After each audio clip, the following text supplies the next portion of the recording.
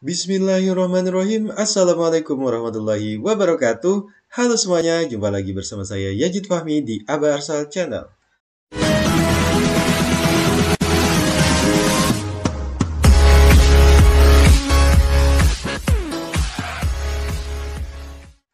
Pada kesempatan kali ini saya akan membahas kembali lagi tentang adanya petunjuk teknis pelaksanaan seleksi calon pegawai pemerintah dengan perjanjian kerja atau P3K untuk jabatan fungsional guru pada instansi daerah tahun 2022 yang termaktub dalam Keputusan Menteri Pendidikan Kebudayaan Riset dan Teknologi Republik Indonesia nomor 349 garis miring P garis miring 2022 khususnya tentang kategori para pesertanya.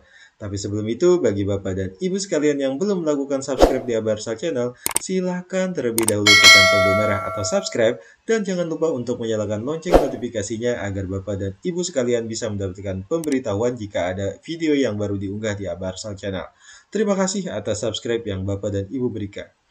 Sehubungan dengan adanya Juknis atau petunjuk teknis pelaksanaan seleksi calon pegawai pemerintah dengan perjanjian kerja untuk jabatan fungsional guru pada instansi daerah tahun 2022, kemarin sudah saya bacakan tentang adanya perbedaan kategori pelamar yang dilakukan dalam petunjuk teknis tersebut, di mana disebutkan di sana ada 4 jenis pelamar yang dikategorikan dalam prioritas 1, prioritas 2, prioritas 3, dan juga pelamar umum. Nah, dalam kesempatan ini saya akan khusus membahas tentang kategori pelamar yang dimaksud tersebut, di mana dijelaskan pada halaman atau berkas juknis tersebut ada yang pertama adalah pelamar prioritas 1, di mana pelamar prioritas 1 ini adalah peserta yang telah mengikuti seleksi P3K untuk jabatan fungsional guru tahun kemarin atau tahun 2021, namun telah memenuhi nilai ambang batas dan tidak mendapatkan formasi karena formasinya telah habis. Dan mereka ini yang dimaksudkan adalah tenaga honor kategori 2 yang memenuhi nilai ambang batas pada seleksi P3K untuk jabatan fungsional guru tahun 2021, kemudian guru non-ASN yang memenuhi nilai ambang batas pada seleksi P3K untuk jabatan fungsional guru tahun 2021, lulusan PPG yang memenuhi nilai ambang batas pada seleksi P3K untuk jabatan fungsional guru tahun 2021, atau yang keempat adalah guru swasta yang memenuhi nilai ambang batas pada seleksi P3K untuk jenjang jabatan fungsional guru tahun 2021. Di mana dari keempat kategori tersebut, maka yang paling penting adalah memenuhi nilai ambang batas. Jadi semua guru yang telah melamar pada seleksi P3K yang dilaksanakan pada tahun lalu yaitu tahun 2021, baik itu pada seleksi tahap 2 dan telah memenuhi nilai ambang batas namun tidak mendapatkan formasi, maka itu masuk ke dalam prioritas 1. Kemudian ada pelamar prioritas 2, di mana pelamar prioritas 2 yang dimaksud ini adalah tenaga honorer kategori 2 yang tidak termasuk dalam THK 2 pada kategori pelamar prioritas 1. Jadi, selain prioritas 1 ini, kemudian dia masuk pada tenaga honorer K2, maka diberi kategori sebagai pelamar prioritas 2. Jadi selain jika nantinya ada pelamar dengan prioritas-prioritas tertentu, maka prioritas 2 ini lebih diutamakan daripada pelamar prioritas 3 tentunya. Yakni pelamar yang merupakan tenaga honorer kategori 2 yang tidak termasuk, atau dalam yang paling sederhananya itu adalah pelamar yang tidak memenuhi nilai ambang batas namun masuk dalam tenaga honorer kategori 2. Kemudian ada pelamar prioritas 3, yakni guru non-ASN yang tidak termasuk dalam non-ASN kategori pelamar prioritas 1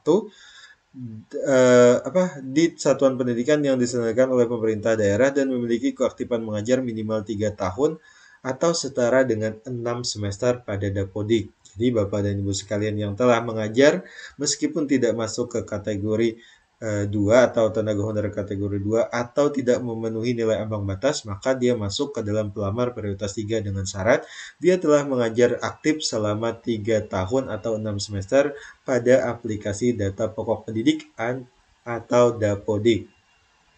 Kemudian pelamar umum, di mana pelamar umum sendiri adalah pelamar PPG yang terdaftar pada database kelulusan pendidikan profesi guru di Kemdikbudristek dan juga pelamar yang terdaftar di Dapodik. Jadi ada dua macam yang masuk ke pelamar umum, yaitu lulusan PPG yang terdaftar pada database kelulusan pendidikan profesi guru di Kemdikbudristek dan juga pelamar yang terdaftar di Dapodik. Jadi pelamar yang telah terdaftar di Dapodik namun tidak masuk lama bekerja yakni minimal 3 tahun itu masuk ke dalam kategori pelamar umum. Nah, demikian. Jadi, bisa disimpulkan ada dua macam nih. Ada pelamar dengan prioritas dan ada pelamar umum. Kemudian pelamar prioritas itu dibagi dalam 3 macam, yakni pelamar prioritas 1, yakni orang-orang atau tenaga honorer yang masuk nilai ambang batas namun tidak mendapatkan formasi di tahun seleksi 2021.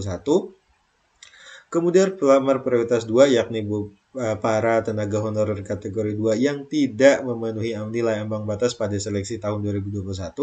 Kemudian ada pelamar prioritas 3 yang merupakan guru honorer yang telah mengabdi selama minimal 3 tahun yang tidak termasuk tenaga honorer kategori 2 dan tidak masuk nilai ambang batas.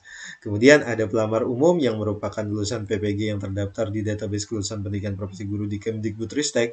Nah, untuk yang A ini berarti dia boleh masuk kepada pelamar umum meskipun dia tidak masuk aktif sebagai honorer di Dapodik. Tetapi ketika dia sudah lulus PPG dan meskipun dia tidak merupakan honorer, maka dia berhak untuk masuk ke dalam pelamar umum. Kemudian juga ada pelamar yang terdaftar di Dapodik, yakni pelamar atau guru honorer yang telah terdaftar di Dapodik, namun tidak memenuhi syarat minimal 3 tahun mengajar atau setara dengan 6 semester pada Dapodik. Demikian penjelasan yang bisa saya sampaikan. Oke, demikian. Terima kasih bagi Bapak dan Ibu sekalian yang sudah menonton dengan video ini. Like jika Bapak dan Ibu suka dengan video ini, dislike aja kalau tidak suka, dan jangan lupa subscribe dan share video ini ke teman-teman sekalian agar semuanya mendapatkan manfaat dari video ini. Terima kasih. Assalamualaikum warahmatullahi wabarakatuh.